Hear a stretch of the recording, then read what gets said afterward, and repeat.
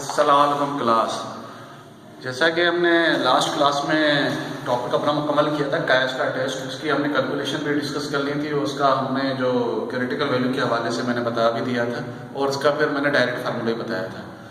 और अभी parametric test में जो नेक्स्ट जो टाइप है वो कौन से टेस्ट ऑफ सिग्निफिकेंस की, वो है टी टेस्ट, जिसको हम स्टूडेंट टेस्ट भी कहते हैं। तो सबसे पहले उसको देख लेते हैं कि टी टेस्ट या स्टूडेंट टेस्ट हम कहते किसको हैं। और it is the test of significance which is used to compare the sample mean with the population mean to interpret whether to observe the significant difference।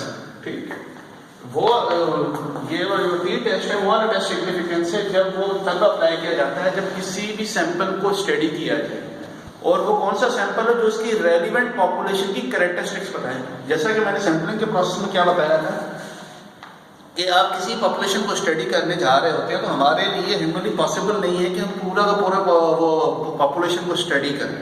तो इसके लिए हम करते क्या है कि the small part of the population जिसको हम सैंपल कहते हैं उसकी कैरेक्टरिस्टिक्स को स्टडी करते हैं और फिर हम उसी को जज करते हुए हम यही डिसीजन बनाते हैं कि यही कैरेक्टरिस्टिक्स पॉपुलेशन की होंगी जो हमने सैंपल की पढ़ी। तो ये भी वही प्रोसेस है। तो इसमें क्या होता है, अच्छा ये मैं बात रिपीट कर दूँ, कैश का वेरिएबल्स थे, इसमें वेरिएबल्स नहीं, इसमें पॉपुलेशन सॉरी सैंपल को कैरेक्टरिस्टिक्स को स्टडी करेंगे, उसकी कैलकुलेशन करेंगे जो उसकी रेलिवेंट पॉपुलेशन को वो से रिजेंबल करेगा। ठीक है, जब आगे जब इसकी जो कैलकुलेशन होगी फिर मैं आपको बता दूंगा। अब इसमें क्या बताया जा रहा है डेफिनेशन में कि इसमें सैंपल मीन को कंपेयर करते हैं उसके रेलिवेंट पॉपुलेशन मीन के साथ और फिर हम ये रिजल्ट बनाते हैं कि जो ये सैंपल की कैरेक्टरिस्टिक्स हैं आइदर वो पॉपुलेशन के साथ मैच कर रही है या नहीं कर रही है। तो उसी बुनियाद में हम हाइपोथेसिस बनाते हैं और उसी हाइपोथेसिस की बुनियाद पे हम रिजल्ट को कंक्लूड करते हैं। ठीक है, अच्छा टी टेस्ट के लिए ये बहुत ही इंपॉर्टेंट पॉइंट है। टी टेस्ट के लिए क्या होता है कि जो आपका सैंपल साइज है वो 30 तक है, मतलब 30 या 30 तक हो या 30 से कम, मतलब for t test the sample size must be up to 30 that is not greater than 30 से ज्यादा ना। अगर 30 से ज्यादा होगा तो फिर टी टेस्ट नहीं लगेगा, फिर वो जेड टेस्ट लगता है। ठीक है, फिर वो मैं आगे चलिए जब जेड टेस्ट आएगा तो फिर मैं रिपीट कर दूंगा। तो ये इस चीज को ध्यान में रखिएगा क्योंकि जेड टेस्ट की भी कंप्रोमाइज डेफिनेशन यही होती है, मगर सिर्फ और सिर्फ उसमें फर्क क्या आ जाता है, उसके सैंपल साइज का फर्क आ जाता है। अच्छा, अब हम उसके फार्मूले को देख लेते हैं। इसका फार्मूला क्या है टी टेस्ट का।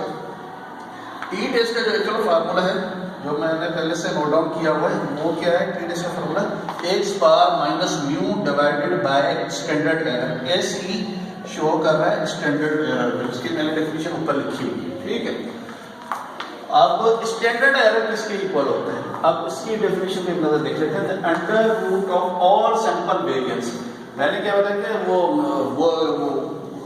जो क्या कहते हैं कि वो under root of all sample variance, जो आप जो वेरिएंस निकालते हैं जो उसका मीन होता है वो किस तरीके से निकलता है।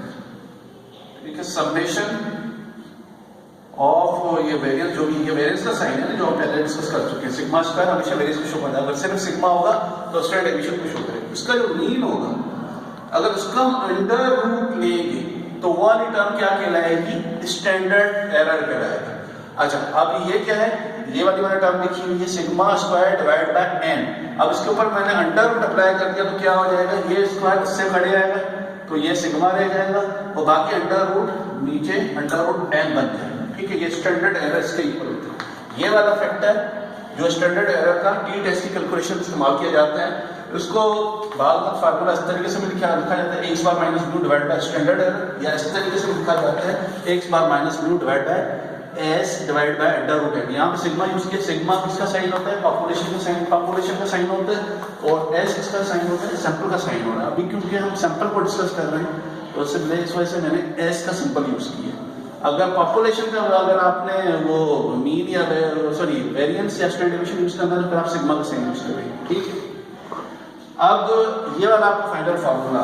ठीक है, अब इसको एक नजर देख लेते हैं कि इसके लेवल को देख लेते हैं। एक्स बार किसको रिप्रेजेंट कर रहे हैं, सैंपल मीन को, और म्यू किसको रिप्रेजेंट कर रहा है, पॉपुलेशन मीन को, और आपका एस किसको रिप्रेजेंट कर रहा है, जो मैं अभी कह चुका हूं, जो हमने सैंपल का हमने स्टैंडर्ड डेविएशन रखना है। तो ये स्टैंडर्ड डेविएशन ऑफ सैंपल, ठीक है। क्योंकि जब इस वो अंडर रूट लग गया तो वो जो वेरिएंस था वो स्टैंडर्ड डिवीजन कन्वर्ट हो गया, और एन स्मॉल एन किसको शो कर रहे हैं, सैंपल साइज को, ठीक है। अब ये वाली आप लेवलिंग ध्यान में रखिएगा, यही वाला फार्मूला आगे चल के जो कैलकुलेशंस आएंगी उसमें ये फार्मूला हम पुट करेंगे, तो फिर उस तरीके से फिर हम उसकी रिजल्ट को कैलकुलेट करेंगे, ठीक है। यहाँ पर इसका इंट्रोडक्शन खत्म हो गया। अभी नेक्स्ट स्टेप में हम इसकी कैलकुलेशंस को डिस्कस करेंगे।